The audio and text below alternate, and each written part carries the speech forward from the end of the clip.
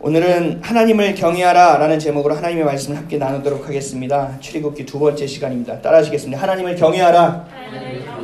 하나님을 경외하라.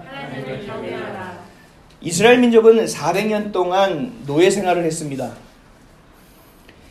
그럼에도 불구하고 출애굽을 하지 않고 하나님이 주신 젖과 꿀이 흐르는 약속의 땅을 바라지도 않고 향하지도 않았습니다. 그랬던 이유가 뭐죠? 안주함이었습니다. 이 정도면 살만하니까, 여기가 좋으니까, 이 정도 직장이면 만족하니까, 이 정도 연봉이면 괜찮지, 이 정도 집에서 사는데 뭐 괜히 어려운 길을 택하지 않겠다는, 하나님의 약속보다 자신의 안위가 우선이었고 하나님의 임재보다 자신이 먹고 살아가는 것이 더 옳은 길이라고 생각하는, 그래서 소망 없는 삶을 선택했기에 400년 동안 노예에서 해방되고 탈출할 생각들을 하지 못했습니다. 애굽에서의 탈출, 출애굽은 노예에서 자유로 이방 땅에서 약속의 땅으로 향하는 육적인 것만 의미하지 않는다고 제가 지난주에 말씀드렸었습니다. 내 안위에서 하나님의 약속으로의 출애굽, 그리고 나 중심의 삶에서 하나님의 다스림으로의 출애굽, 내 상처에서 하나님의 임재로의 출애굽을 우리가 반드시 해야 됩니다. 그것이 바로 여기서 얘기하는 영적인 출애굽이고, 지금 우리 이 땅을 살아가는 우리에게도 하나님이 명령하고 선포하고 계시는 출애굽이기도 합니다. 그래서 주신 약속을 따라서 광야길을 걸으면서 철저히 하나님만을 의지하고 하나님만을 따르는 삶을 살아내야 합니다. 그래야만이 우리에게 약속의 땅이 주어지는 거예요. 그래야 우리에게 분깃이 주어지게 되는 것입니다. 하나님이 전부가 되지 않으면 전부를 잃어버립니다. 은혜를 경험하지 않으면 망상만을 찾고 필요만을 찾으며 그것을 채우며 살아갈 수밖에 없습니다. 살아있으나 그 영혼은 죽어있는 것과 다름이 없습니다. 성령은 어떤 영이죠? 창조의 영입니다. 성령은 새로움을 주시는 영입니다. 성령은 생명을 주시는 역동적인 영입니다. 성령이 우리와 함께 하시면 세상에서 반드시 필요한데 하지 않은 일들, 누군가는 헌신하고 희생해야 되는데 아무도 하지 않는 일들을 우리도 모르게 찾아 행하게 됩니다. 왜냐하면 하나님의 것은 늘 낮은 곳으로 흘러가게 돼 있고, 그 낮은 곳으로 흘러내리는 것들은 바로 생명이기 때문에 그렇습니다. 그 성령이 우리에게 오시고 우리를 도와주셔야 우리는 이 땅에서의 필요에 머무는 것이 아니라 그것을 넘어 하나님의 꿈을 꾸어가는 하나님의 백성, 하나님의 자녀, 또 제자가 될 수 있습니다. 이를 갈망하고 하나님을 향하지 않으면 절대로 불가능한 일입니다. 성령이 우리를 도와주시지 않으면 불가능하다는 거예요. 이스라엘 백성이 출애굽에서 나아갈 때 불기둥과 구름기둥으로 지켜줬잖아요. 그랬던 것처럼 성령이 우리와 함께 하셔서 늘 우리를 지켜주시고 보호하시고 인도해 주시지 않으면 우리는 길을 잃어버린다는 거예요. 열심히는 살아가지만 방향 없는 삶이 되어져요. 열심히는 살지만 열매 없는 삶이 되어진다는 것입니다. 굉장히 허무하고 무서운 일이에요. 내가 50평생, 70평생을 정말 열심을 다하여 살아갔는데 남는 것이 없다고 생각해 보세요. 이게 얼마나 허망하고 얼마나 비참한 일인지 모릅니다. 무교봉과 쓴나물을 먹고 홍해가 갈라진 곳으로 지나갔죠. 그것처럼 우리도 거룩한 삶, 누룩 없는 삶, 누룩을 제하는 삶을 살아야 돼요. 늘 주님 안에서 깨끗이 씻김을 받고 주님과 동행하는 삶을 살지 못한다면 그 홍해를 건너온다 한들 광야에서 헤매는 인생밖에 되지 않는다는 것입니다. 헛되게 된다는 거예요. 우리가 멈춰있던 기도의 발걸음을 해야 돼요. 우리가 주님께 이야기 하지 못한 그 묵혀놨던 것들을 풀어내야 돼요. 하나님이 원하시는 우리를 혀를 창조하신 이유가 뭐라고 생각하세요? 그냥 소통하는 거에만 머무를까요? 돌고래도 소통을 해요. 아시죠? 고래들이 흰고래 수염인가가 엄청 시끄럽대요. 과학자들이. 수다쟁이래요. 우리도 다 할 수 있어요. 근데 하나님이 혀를 주신 이유는 뭐냐면 하나님을 찬양하라는 것입니다. 하나님을 경배하라는 것입니다. 그리고 서로 사랑하는 것이고 서로 섬기라는 거예요. 그런데 우리는 그 혀를 어떻게 사용하고 있는지 그것만 보더라도 우리가 출애굽하지 못한 백성이라는 것을 금세 알 수 있어요. 그래서 우리는 출애굽을 통해서 하나님의 구원하심, 하나님의 인도하심, 하나님의 임재와 영광을 바라봐야 돼요. 그것을 경험해야 돼요. 하나하나 경험해야 돼요. 그래서 우리가 출애굽기를 보면서 그 불평과 원망, 그 안에서 하나님의 일하심, 신실하신 하나님을 계속적으로 찾으며 바라보는 저와 여러분 되시기를 주의 이름으로 축원드립니다. 요셉을 알지 못하는 새로운 왕조가 세워졌죠. 요셉이 애굽 땅에 와서 어떻게 했어요? 7년의 풍년과 그것을 잘 다스려서 7년의 흉년을 이겨낼 수 있는 놀라운 리더십을 발현했습니다. 그래서 한 나라를 살릴 뿐만 아니라 주변의 국가까지 살렸죠. 놀라운 일이 있었어요. 근데 요셉을 알지 못하는 새로운 왕조가 세워집니다. 그래서 이스라엘 민족은 노예로 전락하게 되죠. 요셉이 총리로 세워졌던 그 당시 애굽은 애굽의 원주민들이 세운 왕조가 아니라 힉소스 계열 다른 이민족이 침략해 와서 세운 왕조였어요. 그랬기 때문에 요셉이라는 자 이방인이 총리까지 세워줄 수 있었던 길이 열렸던 것이고, 또 원주민이었던 실제 애굽인들이 이 나라를 탈환해서 새로운 왕조를 만들었을 때 요셉이라는 존재가 기분 좋은 존재가 아니라 자신을 식민지화시켰던, 자신을 속국화시켰고 자신의 모든 것을 가져갔던 다른 왕조의 총리였기 때문에 썩 좋게 보여지지 않는 왕조가 들어섰다라는 거예요. 그런 시각 안에서, 그런 관점 안에서 바로가 이제 이스라엘 민족을 바라보는 것이죠. 지난 시간에 제가 말씀드렸던 것처럼 장정이 60만, 그 부모와 자녀까지 합치면 200에서 300만이 육박하는 민족이 형성되어 버렸다고요.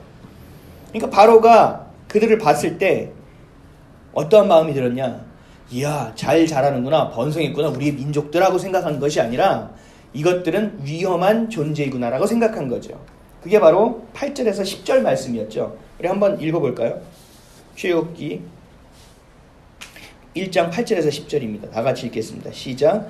요셉을 알지 못하는 새 왕이 일어나 애굽을 다스리더니 그가 그 백성에게 이르되 이 백성 이스라엘 자손이 우리보다 많고 강하도다. 자, 우리가 그들에게 대하여 지혜롭게 하자. 두렵건대 그들이 더 많게 되면 전쟁이 일어날 때 우리 대적과 합하여 우리와 싸우고 이 땅에서 나갈까 하노라 하고. 무서워진 거예요. 두려워진 거예요. 이 존재 자체가. 그래서 어떻게 합니까? 이들을 노예로 삼고 억압하는 정책을 세웁니다. 11절이요. 다 같이 읽겠습니다. 시작. 감독들을 그들 위에 세우고 그들에게 무거운 짐을 지어 괴롭게 하여 그들에게 바로를 위하여 국고성 비돔과 라암셋을 건축하게 하니라. 억압하는 정책의 첫 번째 시행령이에요. 국고성 비돔과 라암셋을 건축하게 만들어서 정신없는 삶을 살게 하는 거예요. 집에 가면 까물어 자는 일만 하게 만드는 거예요. 더 이상 민족이 번성할 수 없게 만드는 일이에요. 그런데 그럼에도 불구하고 신실하신 하나님의 계획은 계속됩니다. 12절이요. 다 같이 읽겠습니다. 시작. 그러나 학대를 받을수록 더욱 번성하여 퍼져나가니 애굽 사람이 이스라엘 자손으로 말미암아 근심하여.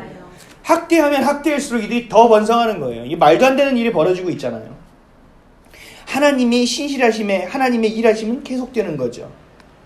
그래서 이제는 더 힘들게 만들고 더 고된 일을 시킵니다. 13절, 14절입니다.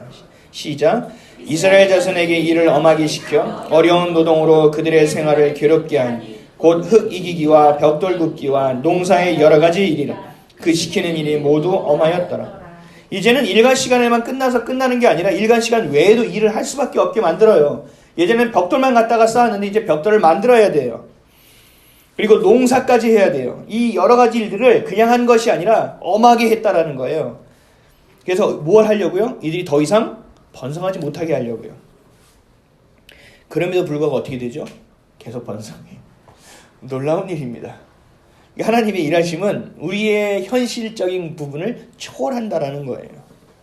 그래서 바로가 더 이상은 안 되겠다 해서 결정한 것이 뭐냐면 38을 통해서 아들이 태어날 때 그냥 그 자리에서 죽여버리는 걸 선택하는 거예요. 그래서 오늘은 이 38의 등장을 통해서 두 가지의 내용을 살펴보려고 합니다. 그래서 이 두 가지를 통해서 우리가 하나님만을 경외하며 바라보며 겸손히 듣고 따르는 것이 무엇인지를 보고 그 그렇게 청종하는 자들이 되시기를 주님의 이름으로 간절히 축원드립니다. 첫째로 하나님을 경외함에 우리의 살 길이 있습니다. 바로는 산파를 불러서 하나님이 이스라엘을 번성케 하시는 것을 막아내려고 하는 거예요. 근데 이게 애굽은 엄청난 나라잖아요. 고대 안에서도 강대국이잖아요. 근데 이런 치졸한 일을 하는 거예요. 자신이 생각해도 굉장히 얍삽하고 굉장히 비겁한 일이었을 거예요. 바로 자신이 생각했을 때도. 해도 안 되니까. 그래서 산파가 기다리고 있다가 아들이 태어나면 그 자리에서 숨통을 끊어놓으라는 거예요. 그래 놓고 뭐라고 얘기했냐면, 야, 건강하지 못해서 죽었다. 야, 탯줄이 말려서 죽었다. 야, 얘 어쩐지 좀 약하게 나오더라. 호흡을 하다가 그냥 멈춰버리네. 이렇게 해서 반감도 사지 않게끔 자연스럽게 인구를 억제해서 이들의 번성하는 것을 막고자 했어요. 그래서 누구를 불렀어요? 산파를 불렀어요. 오늘 본문입니다. 15절 16절 말씀입니다. 다 같이 읽겠습니다. 시작. 애굽 왕이 히브리 산파 십브라라는 사람과 부하라는 사람에게 말하여 이르되 너희는 히브리 여인을 위하여 해산을 도울 때에 그 자리에 살펴서 아들이거든 그를 죽이고 딸이거든 살려두라. 바로가 불러들이 2명의 산파예요. 그런데 이스라엘족이 300만인데 산파가 2명밖에 없었을까요? 아니겠죠. 구약 시대는요, 남성 중심의 사회예요.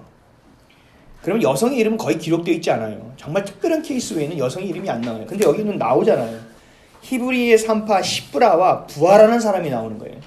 굉장히 이 노예화되어 있는 이 안에서, 민족 안에서도 나름대로의 굉장한 전문직에 종사하고 있는 사람이라는 거예요. 그리고 그 안에서도 굉장히 지도자급 권위에 있는 위치에 있는 사람이라는 얘기예요. 이 두 산파만 불러서 이야기하면 이 모든 것에 통용되어질 수 있는 수준의 사람의 2명을 불렀다는 얘기죠. 그래서 명령한 거잖아요. 그 자리에서 해산을 도울 때 아들이거든 죽이거든 딸이거든 살리라는 거예요. 자, 우리는 한번 이 십브라와 부하라는 사람 관점을 한번 들어가 보세요. 내가 나름대로 노예인데 잘 살고 있어요. 나름대로 부귀영화를 누리고 있다고요. 그 안에서. 근데 갑자기 바로가 부르는 거예요. 근데 바로는 신과 같은 개념이라고 얘기했죠. 근데 그 바로가 불러서 얘기하는 거죠. 너의 민족에서 태어나면 아들을 그냥 죽여라. 그냥 죽이는 게 아니라 너희들의 살 길도 이렇게 해서 이렇게 잘 죽이면 되지 않느냐. 이런 식으로 많이 회유하면서 억압과 겁박을 준 거예요. 그럼 이 사람들은 생각해야 되죠. 본인들이 그 산파라고 생각해 보세요. 그럼 어떻게 해야 돼요? 양자택일이에요. 2가지 길밖에 없어요. 실제로 바로의 말을 들어서 아이가 태어나면 싹 죽이고 나서 아니 걸려가지고 죽었다고, 내가 힘주러 갈 때 왜 힘을 안 줬냐고 그러면서 죽이든지, 아니면 그것을 거부하고 본인들이 죽든지, 둘 중에 하나의 길밖에 없어요. 여러분들 어떻게 하시겠어요? 얼마나 갈등이 되겠어요? 갈등 안 되시겠어요?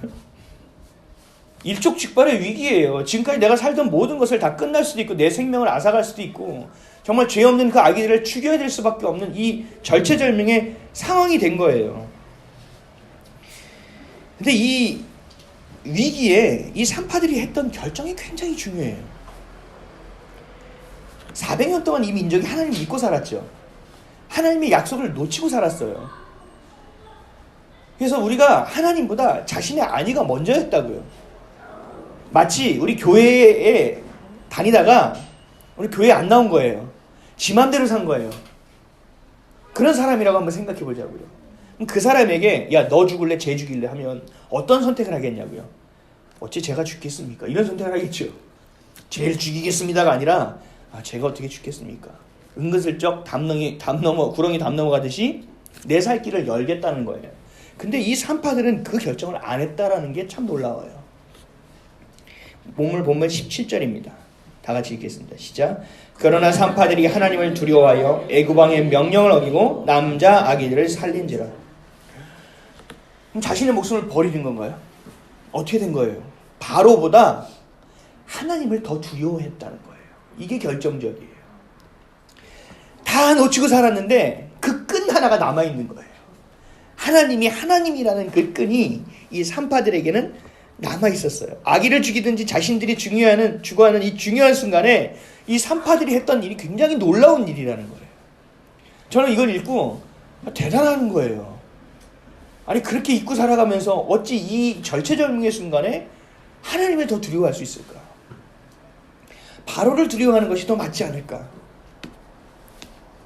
어쨌든 그 결정을 했어요. 그래서 왕의 명령을 어기고 남자들을 살려냈어요. 여러분들 어떻게 하시겠어요? 이런 상황일 때. 생각 안 해보셨어요? 그런 일은 스킵이에요. 그냥 골치 아프고 갈등되는 일들은 넘어가. 좋으신 하나님만 계속 찾아봐야지. 여러분들 갈등하는 일은 혹시 없으세요 요즘? 이것을 해야 하나 저것을 해야 하나 뭔가 선택해야 되는 갈등의 상황이 있는 것이 늘 삶 안에 있을 거예요. 그때 우리는 어떻게 해야 되느냐가 여기에 답이 있어요. 이걸 해야지 나에게 손해가 되느냐, 이렇게 하면 내가 하나님이 싫어하느냐. 이 선택 안에서 우리가 분명하게 먼저 해야 될 일이 있어요. 그게 뭐냐 하면 그 갈등의 상황 가운데서 벗어나서 하늘을 보는 거예요. 하나님을 보는 거예요. 이 산파가 내가 죽느냐 죄를 죽이느냐 상황에서 벗어나서 하나님을 본 거예요. 그랬을 때 놀라운 일이 일어나는 거예요. 이거 아니면 저거라고 생각했는데 경우의 수가 또 있던 거예요. 왜요? 하나님이 길을 열어주시면 길이 되는 거니까요. 그래서 두려운 하나님을 바라봤다는 거예요. 또 다른 선택을 해야 된다는 거예요. 우리는 권력의 두려움, 손해의 아픔이 아닌 하나님의 능력을 선택해야 된다는 것입니다. 누가복음 12장 4절에서 5절에 이런 말씀이 있습니다. 내가 내 친구 너희에게 말하노니 몸을 죽이고 그 후에는 능히 더 못하는 자들을 두려워하지 말라. 마땅히 두려워할 자를 내가 너희에게 보이리니 곧 죽인 후에 또한 지옥에 던져넣는 권세 있는 그를 두려워하라. 내가 참으로 너희에게 이르노니 그를 두려워하라. 쉽게 얘기해서 뭐냐면 남의 시선을 의식하지 말라. 남의 비난을 의식하지 말라. 그것들이 너를 해야 하는 것이 아니라 중요한 것은 뭐냐? 이 땅에서는 유한한 인생이고 영원한 인생을 살아갈 때 우리를 판단하고 평가하실 이가 가장 두려운 분이라는 거예요. 그게 누구예요? 하나님이라는 거예요. 그럼 세상 사람들의 시선을 의식하라? 하나님의 시선을 의식하라.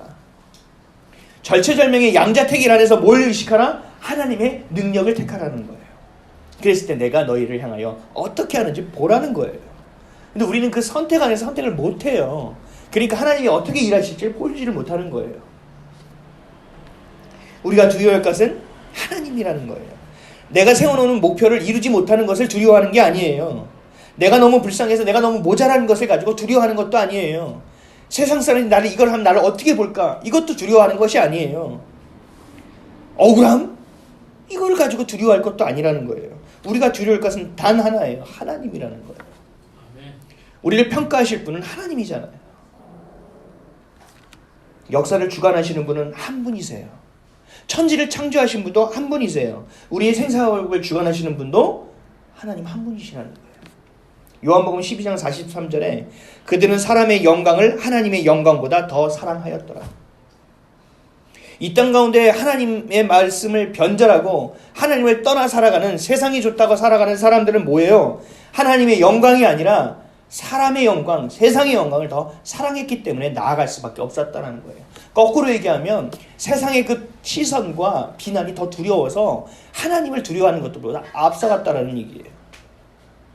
어디에 중심이 있느냐는 겁니다. 하나님을 경외함으로 인해서 둘 중 하나가 죽어야 되는 상황에 모두가 함께 살아갈 길이 열려버린 거예요. 잠언 19장 23절에 여호와를 경외하는 것은 사람으로 생명에 이르게 하는 것이라. 경외하는 자는 족하게 지내고 재앙을 당하지 아니하느니라. 아멘. 여호와를 경외하는 자들은 어디로 이른다고요? 생명이요. 하나님이 살려내겠다는 거예요. 이 두 명의 산파를 하나님이 살려내셨던 것처럼. 세상을 두려워하고 또 세상을 동경하는 것이 아니라 하나님을 두려워하고 하나님과 동행하는 저와 여러분 되시기를 주님의 이름으로 간절히 축원드립니다. 아멘. 하나님의 경외함을 선택할 때 새로운 길이 열립니다. 아멘. 그것이 우리의 살 길입니다. 둘째로 봐야 될 것은 고난의 유익이에요. 죽음의 고비를 하나님을 경외함으로 극복한 산파들로 인해서 뭐가 계속되냐면 하나님의 일하심이 멈추지 않고 계속 진행하게 됐어요. 20절입니다. 다 같이 읽겠습니다. 시작. 하나님이 그 산파들에게 은혜를 베푸시니 그 백성은 번성하고 매우 강해지니라. 놀라운 일이 계속 벌어지기 시작하죠. 그리고 그 고난 가운데서, 그 절체절명의 순간 가운데서 하나님을 선택하고 하나님의 능력을 선택하고 하나님의 두려움을 선택했던 이 산파들에게도 은혜가 임합니다. 21절이요. 시작. 그 산파들은 하나님을 경외하였으므로 하나님이 그들의 집안을 흥왕하게 하십니다. 아멘. 우리는 거꾸로 하죠. 우리가 흥왕하려고 하죠. 우리가 뭘 해보려고 하고 우리가 뭘 잘 되려고 하면서 이걸 가지고 하나님께 영광을 돌리려고 하죠. 반대예요. 하나님이 하시는 그 뜻, 하나님이 하시는 그 때, 그 방법을 선택해서 하나님의 능력을 선택해서 가게 되면 하나님의 일들이 흥황하게 되고 하나님의 비전, 하나님의 꿈이 이루어져 가요. 그 가운데 뭐가 있다고요? 우리가 이 땅에서도 하나님이 주시는 것을 맛보는 놀라운 일이 벌어진다는 거예요. 근데 그게 막상 내가 돈을 넣으면 마치 자판기처럼 바로 나와야 되는데 안 나오니까 답답한 거죠. 이게 현대인의 질병이에요. 조급증. 우리는 청산하는 것처럼 주님의 일하심을 기다릴 필요가 있어요. 주어진 몫은 최선을 다해서 해야죠. 근데 그 최선이 하나님의 일하심보다 앞서가지 않아야 된다는 거예요. 그러려면 어떻게 해야 되냐고요. 하나님을 두려워해야죠. 하나님을 경외해야죠. 하나님 앞에 서 있어야 된다는 거예요. 하나님이 답을 안 해요. 답답하죠. 미치겠죠. 환장하겠죠. 그 환장함과 답답함이 하나님보다 앞서가지 말라고요. 그것조차도 주님 앞에 내려놓을 수 있어야 된다고요. 그게 진짜 믿음이고 그게 진짜 하나님을 경외함이에요. 우리가 그 밑바닥을 잘 들여다볼 수 있어야 돼요. 세상에서 어떤 야비한 일을 벌이고 힘들게 해도 하나님의 일은요 절대로 멈춰지지 않습니다. 그래서 촛대가 옮겨진다고 하죠. 내가 그 일을 하나님께 감당하게 시켰는데 내가 그 일을 못하죠. 딴짓하고 눈은 안 열려서 바디모같이 정말 장님처럼 헛짓만 하고 있죠. 그럼 그 촛대가 옮겨지는 거예요. 하나님 일은 계속돼야 되니까. 그런 안타까운 일이 벌어지지 않기 위해서는 우리가 깨어 있어야 되는 거예요. 제가 기도원에 있을 때 2달 정도 있었어요. 참 짧은 일인데 기도원이 참 은혜의 동산이라고 이야기는 하지만 목회자들 안에서는 그걸 뭐라 그러죠? 낙향하는 건가요? 뭐죠? 유배지입니다. 유배지. 그래서 가면 굉장히 힘들어요. 하루에 4번, 5번 예배를 드리는 거에 자기의 분량이 정해져서 스케줄표가 쫙 나와요. 제가 아직도 몇 개 가지고 있어요. 너무 놀라운 스케줄표라. 한 예배 가서는 찬양 담당이에요. 그러면 내가 선곡도 해야 되고 인도도 해야 되고 연습 시간이 정해지죠. 그리고 내가 수전 담당이에요. 헌금 담당이라고요. 그럼 헌금을 다 챙겨서 자리 위치가 정해져요. 그러면 그 시간에 그 자리에 반드시 있어서 헌금을 걷어야 돼요. 내가 개수한다. 그럼 헌금이 다 걷어도 개수하는 자리에 몇 시에 어디까지 거기 가야 돼요. 그럼 그걸 하고 나면 끝이냐. 그 다음 예배 시간에 통성기도에 잡혀있으면 가서 1시간 동안 목이 터져라 마이크 잡고 기도해야 돼요. 그리고 그 철야까지 기도하고 1시, 2시에 이제 잠을 이루면서 자면 새벽에 내가 잡혀 있어요. 사회. 그러면 새벽에 목사님 못 깨는 목사님 되게 많아요. 정말 진짜. 그러면 전화해서 목사님을 깨워서 그 숙소 앞에서 막 발을 동동거리면서 시간이 다 됐는데 기다리다 그분을 메시고 예배당으로 가야 돼요. 그리고 그 예배당에 가서 끝나는 거 아니에요. 그분이 무릎 꿇고 기도할 때 걸레를 들고 거기를 막 다 닦고 종 제대로 놓고 물 다시 세팅하고 다 해줘야 돼요. 정신이 없어요. 근데 제가 기도원으로 유배를 갔는데 그 스케줄표를 짜는 사람이 있어요. 권력이 있겠죠. 근데 그 사람이 제 후배예요. 그 사람이 저를 굉장히 힘들고 어렵게 계속 짜더라고요. 나중에 이유를 알게 됐는데 어쨌든 제 쉬는 시간이 없었어요. 2개월 동안 목에서 피가 났어요. 근데 오기가 생기더라고요. 그러면서 하나님이 이 일을 맡겨주셨고 내가 마음대로 그만둘 수 있는 일은 아니다. 하나님을 경외하는 거예요. 하나님을 경외함으로 제가 어떻게 했냐? 버텼어요. 그래서 후배가 제가 끝나고 시간 있고 후배가 못 들어간다고 어떡하지 할 때 그것까지 들어갔어요. 내가 들어가 줄게. 할 일 보세요. 하나님 나 한번 갈 때까지 가보겠습니다. 아니 죽이시려면 여기서 죽이시고 살리려면 하나님 살리세요. 그렇게 갔어요. 그랬더니 열감기에 맨날 밤에는 오들오들 떨고 하여튼 방도 좋은 거 안 주더라고요. 불도 잘 안 들어오는데 주고. 어쨌든 그래서 제가 2달 동안 7kg가 빠졌어요. 그 눈이 이러고 다녔어요. 거기서 끝나는 게 아니라 전체 교육자가 있는데 한 40명 정도 보이는데 거기서 저를 딱 찍어서 비난해요. 저를 딱 찍어서 세상말로 갈궈요. 그래서 끝나면 다들 저를 이상하게 쳐다봐요. 딸을 시키는 거죠. 거기까지 해서 끝나는 게 아니에요. 교육자는 나가서 밥을 먹어도 돼요. 금식하는 기간이 아닌 이상. 너무 제가 힘이 딸려서 수소문해서 물어봤더니 순댓국집이 있대요, 밖에. 한 100m 가면 있는데 차를 몰고 나가서 순댓국집을 찾아서 저녁 7시 반인가? 그 다음 예배 전에 얼른 가서 먹어야지. 순댓국을 시켜서 너무 맛있게 먹었어요. 근데 여기서 술판, 저기서 술판. 그래도 너무 맛있어서 잘 먹었어요. 하나님 순대 하나 먹으면서 힘이 되게 해주십시오. 날 살려주십시오. 그래서 먹었어요. 그리고 들어갔는데 무슨 소문이 나오냐면 교육자 중에 한 명이 밖에 나가 소주를 먹었다. 술을 반주로 해요. 탕을 먹은 전도사가 하나 있다. 저를 놓고 하는 거예요. 누명을 씌우더라고요. 처음에 전 아니니까 누구야? 그런 짓을 해? 아유 얼마나 힘들면 맛있겠어. 그냥 놔줘요. 뭐 이러고 나중에 보니까 저더라고요. 그래서 무슨 얘기가 나오냐? 풍기문란 주의 종의 자격이 없다. 알아서 너 손 털고 나가라는 거예요. 그러니까 이런 일이 있었어요. 근데 정말 사직하고 싶은 마음이 하루에도 12번씩 드는 거예요. 근데 제가 왜 사직을 못했게요? 그 자리가 꼭 있어야 될 자리라서요? 아니요. 하나님이 주신 자리이기 때문에 그래요. 그 사람들이 두려운 것이 아니라 그 비난이 두려운 것이 아니에요. 전 두려운 게 뭐냐면 하나님이 두려운 거예요. 내가 이것을 그래요. 하나님 내가 세상 사람들한테 얘기할 때 아유 너 그만둘 수밖에 없었다. 다 얘기 들을 수 있어요. 근데 주님이 얘기해 주셔야 돼요. 2달 동안 기도한 게 하나의 제목밖에 없어요. 주님 저 있어요? 저 나가야 돼요? 하나님 저 있어요? 나가야 돼요? 그 기도밖에 없는 거예요. 그때 저희 둘째가 임신한 상황이었는데 유배를 보냈으니까 그때 새벽 철야가 끝나면 밟고 집에 오는 거예요. 그래서 아내를 위해서 기도해주고 손 얹고 기도해주고 나 다시 갈게. 자, 그리고 다시 새벽에 와서 새벽기도 나가는 거예요. 그러면서도 제가 그만둘 수 없었던 거는 하나님에 대한 경외함이에요. 사랑하는 성도 여러분, 하나님과 친밀함 이전에 경외함이 있어야 돼요. 하나님을 두려워하는 마음이 없이 친밀함에 들어가면 믿음이 잘못 자리 잡힙니다. 하나님의 수염을 잡고 흔들어요. 버르장머리 없어진다고요.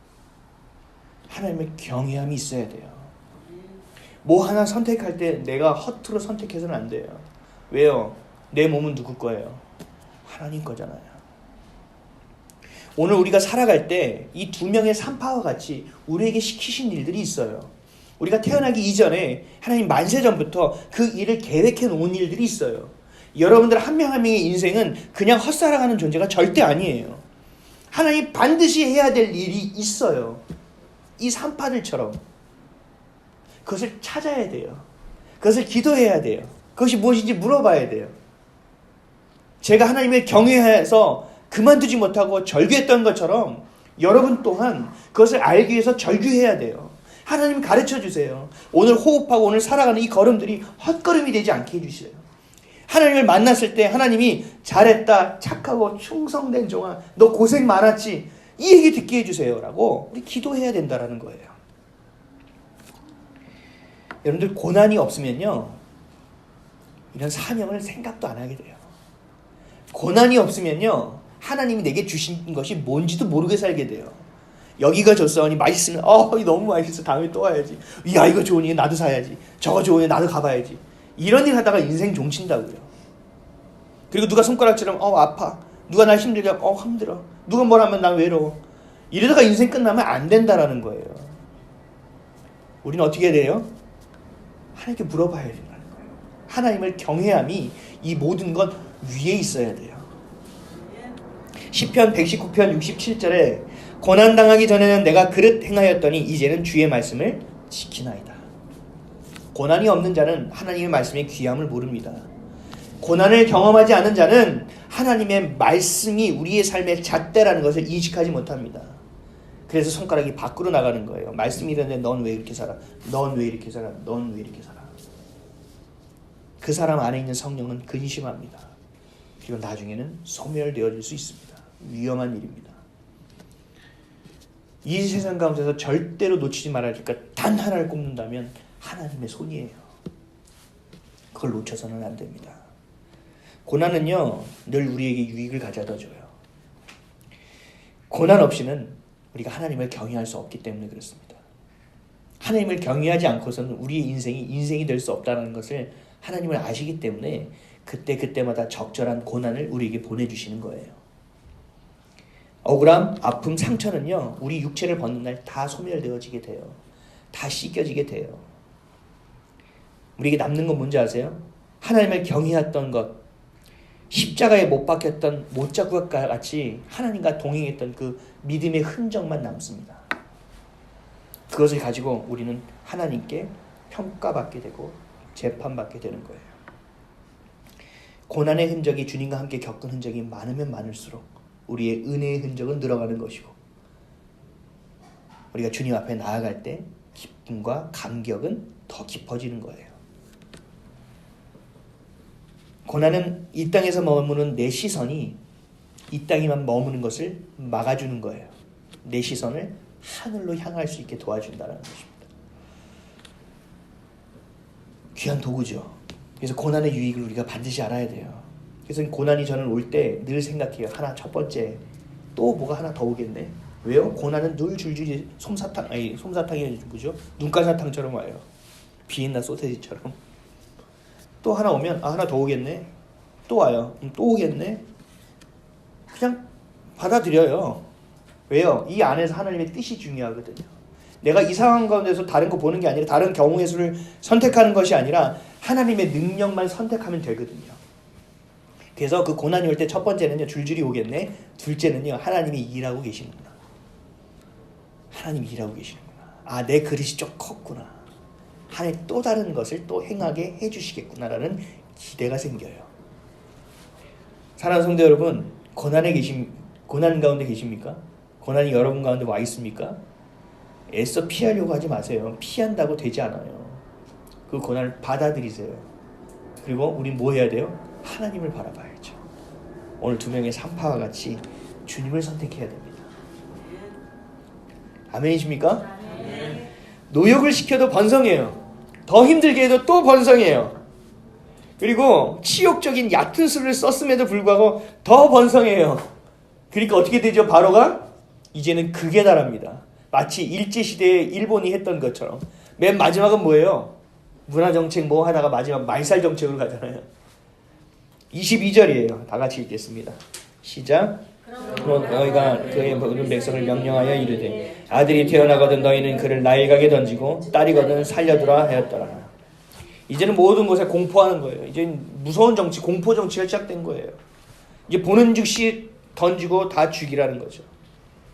우리가 극복해내면 극복할수록, 고난을 이겨내면 이겨낼수록 우리를 충동질하는 죄는 더 커지게 와요.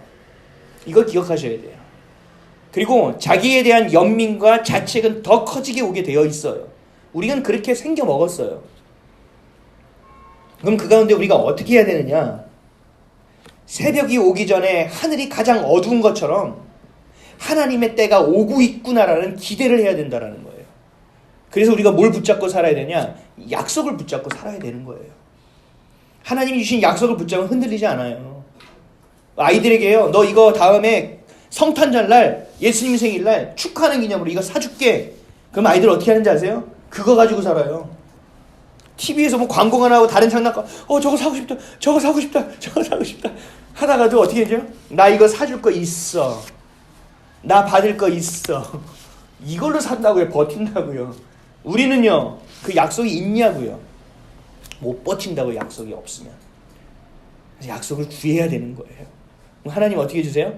물 붓듯이 부어주십니다. 여러분들에게 이 성경은요, 이게 뭔지 아세요?